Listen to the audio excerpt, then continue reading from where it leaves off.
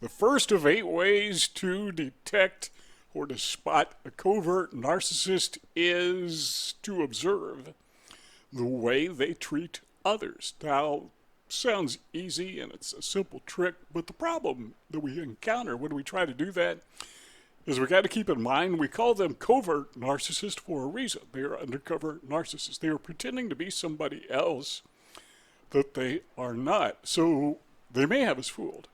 They may totally, absolutely, positively have us fooled in thinking they are the greatest person on the planet. That typically is how your relationship with a covert narcissist begins. It is called love bombing by most. I call it grooming because they are trying to groom us to be either their proxy or their supply or both. And we just we see the image they're projecting, not the real person that is behind that false image. But if we pay close attention and we see this person is being abusive to others, or maybe trash talking other people, or belittling other people, or saying something about that person that you probably would not like this person saying about you. I say that with emphasis because that is the simple trick. If you hear a person trash talking some other person, you may just, well, this is a nice guy. You know, the narcissist got you fooled. And if he says so-and-so is a bad person, then he must be right.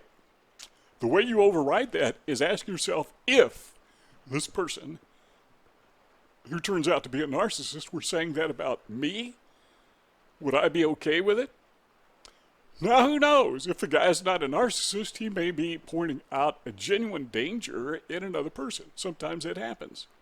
But when you see that pattern over and over and over again, he is putting down somebody else, and then you notice he or she is trash talking a lot of people.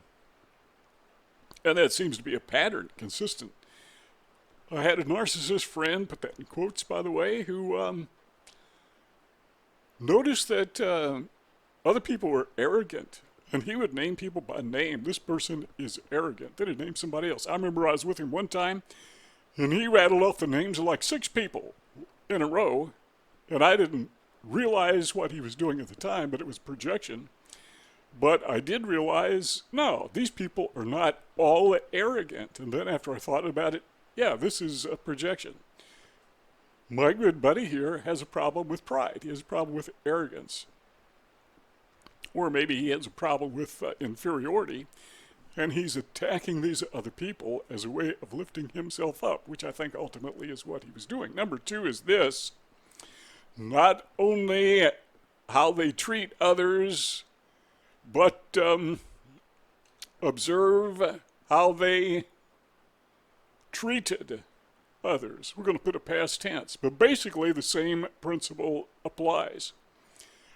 If you go back in the person's past, and you may not know anything about the person's past, in fact, if it's a narcissist, my bet would be that what you think you know about this person's past, you have no idea. But I've had narcissistic friends, people that I deem to be narcissistic, who had criminal histories, and I had no idea. I had a guy who went to a church that I pastored. He had a criminal history, and he was upfront about it. He spent time, I think, in prison he was dealing narcotics or something. And this was not a narcissist. This was a guy who was upfront and honest. But there was another guy in our church who served jail time, according to court records, for check kiting. Never said a thing about it. Been sued a number of times. I mean, dozens of times. Never said a thing about it. But if you look in their past, not just their present, but in their past, how did they treat others? Well, the way this guy treated other people, he stole from them. I mean, he would just flat out steal. He would take things. And then when he would not repay my loans, I would think, he's down and out. This is my friend. I'm going to overlook this one. How absolutely positively foolish could I have been? That's about the epitome of stupidity, is to, when you see in their past, they have a criminal history, and now they're scamming you, out of belongings and money, good indication this is a bad egg. This may be the narcissist that you want to avoid starting right now. Number 3, discard what others say about him or her. Why would you do that? I thought you're supposed to look into the guy's past, find out what he's all about. Well, the reason is what other people say about somebody may not be accurate. How do I know that? Well, because this guy that I was talking about, narcissist, quote unquote friend, I used to say very kind things about him. I had this policy of what I called positive gossip, where I would talk about people behind their back, but it was always something very positive. And I would talk glowingly about this individual because I was trying to be a good friend, trying to be his buddy, trying to support him in every way that I possibly could. And other people heard me and they believed me. I didn't know that I was lying, but I was. So when you are hearing other people praise someone else, the other person, the person who is doing the praising, may have the best of intentions, but they're just wrong because they don't really know this person. So there is a huge difference between what I call a person's reputation and their character. What is the difference? Well, the reputation is what other people think about him or her. The character is who they truly are. And the difference often is 180 degrees, night and day. So number 3 is just discard what other people say about them because, take it with a grain of salt. Maybe it's true, maybe it's not. But you want the facts, not the hearsay. Number 4 is what I would call inappropriate meltdowns. This person, if he is or she is having fits of anger or rage that just don't make any sense, what you are seeing is you are seeing behind the mask. Now, not everybody who has a meltdown obviously is a narcissist. As a person with Asperger's syndrome, I've had a problem in the past where, I'd have meltdowns, never hurt anybody, but I just get mad. That was no indication that I was a narcissist. It just was an indication that I was autistic. Fortunately, I never got thrown in jail because of it. I don't think my meltdowns were anywhere severe enough to warrant being put in jail, but they certainly were enough to warrant the attention of security. So, if you are in a public place and you have an emotional meltdown, someone's going to call the cops. Pretty good chance of that. But if they are inappropriate, if they are on and off, that doesn't prove that this person is a narcissist, but that's an indicator. That's one of those red flags that we got to pay attention to, especially if this person has gone during the grooming stage, during the love bombing stage. No meltdowns whatsoever. He was in control, or she was in control of their faculties. Their cognitive thinking was being controlled. Executive function was overriding their amygdala, their emotions, their limbic system. Well, now they don't care anymore. The love bombing is over, the grooming is done, and now this other side of the monster starts to show itself.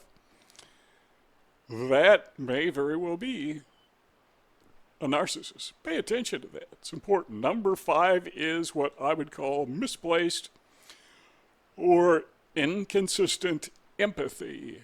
And I think maybe even a better way to phrase that would be self-serving empathy. I know narcissists who can be very empathetic. The same way an actor can go on stage and or in front of the cameras and be very empathetic. And as soon as the curtain is drawn or the cameras are turned off, the person goes into a rage. Starts yelling at the director or starts yelling at the co-actor or whoever because they didn't say their lines perfectly or they didn't behave the way they thought they should.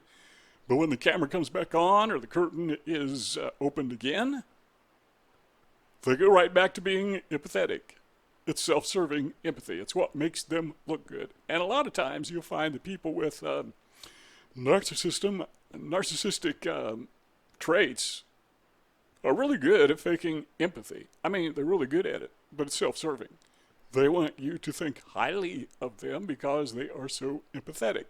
They're not empathetic, it's an act. They really don't care about people. They want people to care about them. It is really, it's, what would you call that, reverse empathy or reflection empathy? I don't know.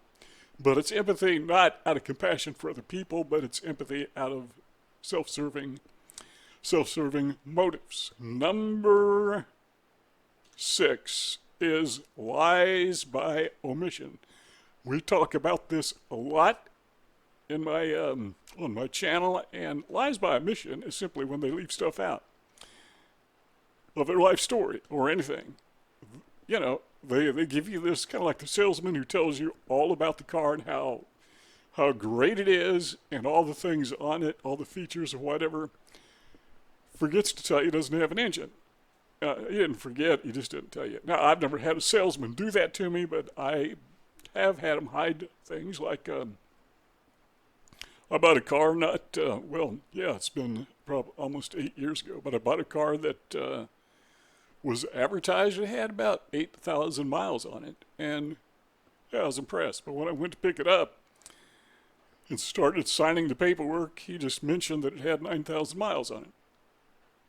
Well, the ad said 8,000. How did it get 9,000? Was the ad wrong? Did somebody take it out joyriding over the weekend? You know, one of the salesmen? I have no idea. But they didn't, they weren't upfront with me. Maybe the guy honestly didn't know it. Don't know. But that is called lying by omission if it's intentional. Narcissists are really good at leaving out crucial details that would make them look bad, or that would give you an honest, realistic perspective of who this person really is. Number 7, this is a big one. This is what I call power and control. So we talked earlier about how they treat others. Let's talk about how they talk about others and how they treat others. Then ask ourselves, why are they doing this? Why do they abuse other people? Why do they mistreat other people? Why do they talk bad about other people? It's all about power and control. It's about elevating themselves, but they can't elevate themselves. So how do they get, in their mind, how do they get to be head and shoulders above everybody else? Well, if they can't get taller, they have to make the other people's, metaphorically speaking, shorter. So they talk bad about them. So in your eyes, you see the narcissist as a little bit higher than the other person or the other people. Usually they, or often they have no limit to who they will put down. I've been around narcissists that praise their family members, which is normal. They have the best family in the world. Of course they do, because they're the best person in the world. But a little bit later, they're saying something very negative or critical about their family members. It's like nobody is exempt. Even people they would normally think should be on a pedestal alongside them, even those people they will beat down. So they have this thing with power and control. They want to be a little bit higher, and then a little bit higher, and a little bit higher in their minds, a little bit superior than everyone else. And again, if this person is obsessed with control, obsessed with doing it his way or her way, going to his or her place of preference, not anyone else's, but obviously they know better than everyone else. On the workplace, they know how to do it right, and you don't, even though they don't know how to do it right, and someone else does. It's all about power and control. Number 8. I hate this one. We kind of touched on it before, but this one we're going to personalize, and that is belittling. That is to say, belittling you. That's what I meant when we say personalize it. Now he's not, or she's not talking about other people. Now she is talking, or he is talking about you in front of other people, when other people are present. He or she may be ridiculing you, and I'm not talking about teasing. You know, I think, I was going to say all people do that. I don't think they do, but a lot of people. Harmless teasing, somebody they love or like, it's just kind of a playful thing. But these people, they will disguise their belittling in teasing, but they just go overboard, and they do it all the time. And it's very frustrating to you because you don't want to be a jerk about it, you know? You don't want to lower yourself to this person who's acting like an 11-year-old. Well, if it's an 11-year-old, I guess it's appropriate. But somebody who's 31, 41, 51, however old they are belittling their peers in front of others. For what purpose? Why are they ridiculing these people? Why are they using sarcasm? Why are they doing that? Well, maybe it's because they are a narcissist and they have this unrelenting feeling of incompetence, inferiority, and the only way, again, talked about it before, but the only way they can elevate themselves is to belittle other people, and in so doing, they belittle you, so they can, this is not a real word, but I'm going to make one up here, they're going to be big themselves. Belittle, be big. You belittle, I'm going to be big. You see those two rectangles on the screen? If you click on one of those, we'll just keep our conversation going, but if not, thanks for stopping by, and we will see you all next time.